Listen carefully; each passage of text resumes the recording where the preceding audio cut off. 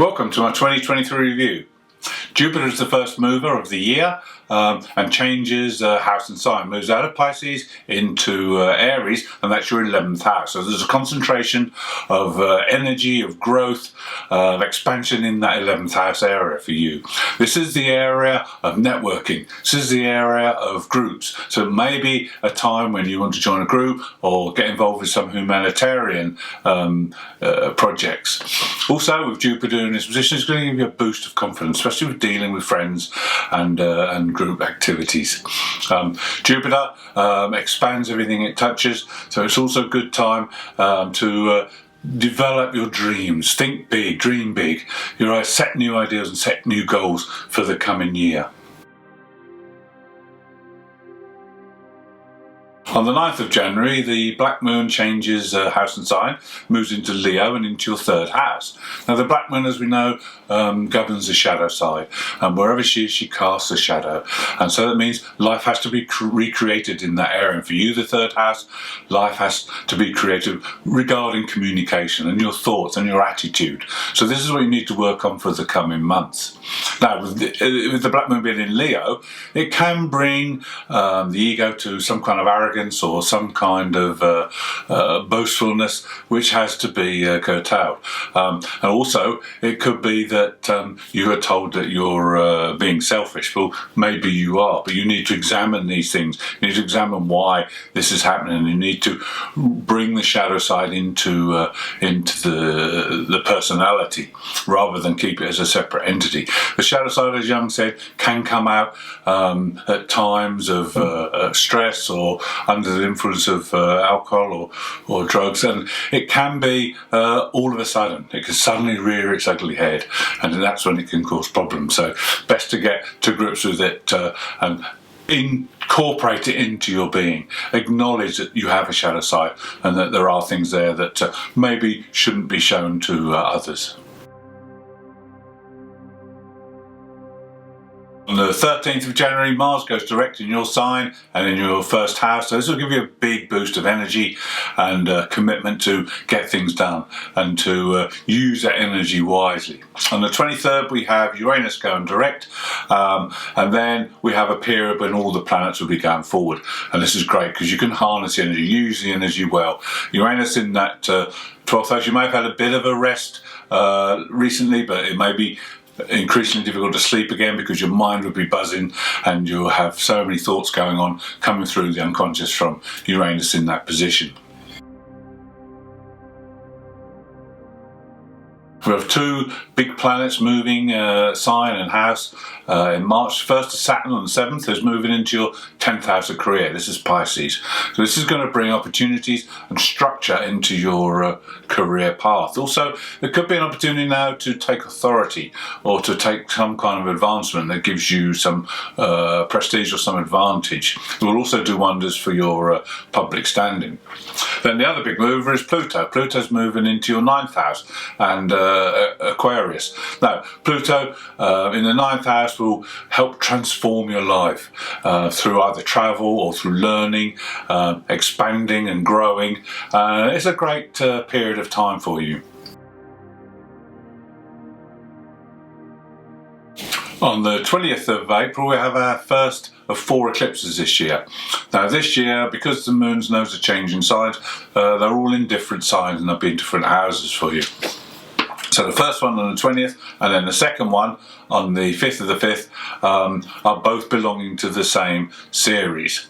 Now the first one, the solar eclipse is in your 11th house and the sign of Aries, and this is going to be a difficult one to handle because it's at very, very last degree of Aries. It's almost coming in to your 12th house. So this is there could be an effect of both because it actually moves sign at the same time as the eclipse. So if you feel the effect of the 11th house, then you could manifest in within friends and colleagues in that sort of group environment.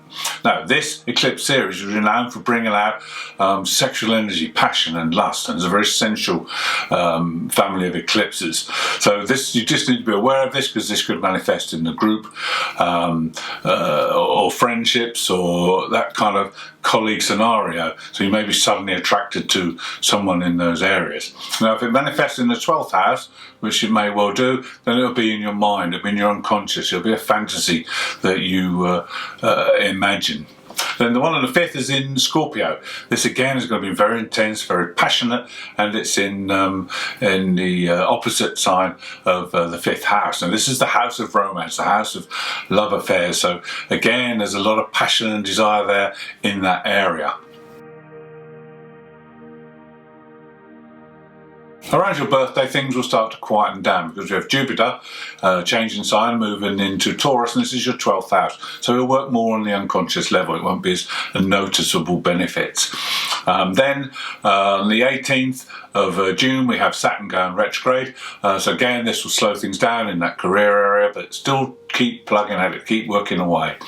And then we have the moon's nodes changing sign as well. They're moving into Aries and into the sign of Libra. So the north node will be in Aries. So this will give you the advantage to use that in the 11th house. This is the area of your dreams and goals. Think big, but think on a more spiritual level. The North Node is our spiritual way forward. So this is an ideal time to look at your ideals, your dreams, your goals for the future, and incorporate this all into together. Now the South Node is in the opposite house, the 5th house, so there's a temptation to go out and enjoy yourself and not to concentrate on what you should be doing. So try and get the balance right. Well, the 1st of July, Neptune goes retrograde in your 10th house and joins Saturn in that position. So this will really slow things down on the career front. On the 28th of July, a real difficult one because it's Venus going retrograde. She doesn't go retrograde very often. When she does cause a bit of a stir. Mercury gets all the bad press, but Venus can be equally as difficult. Now, Venus is in your 3rd house and in Leo, so this is a difficult time for communication, it's a difficult time for relationships, and it's a difficult time for finances. So you want to make sure you don't sign anything, you don't enter into any contracts while Venus is retrograde during August. She will go direct again in September and start to pick up, and things will improve then. But it's just a time to be very careful, very wary. It's not a time to be making major decisions or booking major events. On the 4th of October, we have the Black Moon changing sign and house again. This time, as you're moving into Virgo, and this is your 4th house. Now, this is a fear of failure. This is a self-critical area of the Black Moon, and it's sometimes a difficult one to overcome. Now, also with the 4th house, the very foundations that you have beneath you are going to be recreated. You're going to have to rebuild your security. You're going to have to look at who supports you and what supports you and strengthen that in the always possible. Now, the thing is not to be too self-critical, not to blame yourself for any failures. You need to build on your strengths and you need to strengthen your weaknesses. October sees the other 2 eclipses in this year. On the 14th we have a lunar eclipse, and this is in your 12th house. So this is quite a difficult one for you because this eclipse belongs to the 7 South series of Saros eclipses, and this can bring up a lot of anger, a lot of resentment, and this is in your 12th house. So you need to be very aware because this may come out at any time over the coming months. So just be willing and able to calm things down if you feel that your anger is going to explode. This could be like a pressure cooker for you. Now, with this eclipse, the reason for this is because it was born many years ago with a Pluto-Mars square, and this is explosive energy. Now, the good thing about this eclipse is it can have the power to remove obstacles within its grasp. And so there could be obstacles within the unconscious, there could be a blockage, there could be something that's holding you back, and this could be removed with this eclipse. And then the final one is the solar eclipse on the 28th, and this is in Libra. So this is going to be a totally different story. This is in your 5th house. So this is your social area. So just be wary again. There could be anger that comes out within your social area, within your love affairs, or even with your children. And try and keep a lid on that. But also, again, there could be any obstacles in this area, maybe creative obstacle, that could be released with this eclipse. So there are benefits that come with this, but it is a wild card, so you just need to be very wary. On the 5th of November, there's another boost for you because Saturn goes direct in that 10th house of career. And then in December, we have more planets going direct, Neptune and Chiron. So the energy is starting to move forward again. And by the start of 2024, we'll be back with all planets going direct. Thank you for tuning in. Hope you've enjoyed the review. If you haven't already subscribed, please do so. And have a good 2023.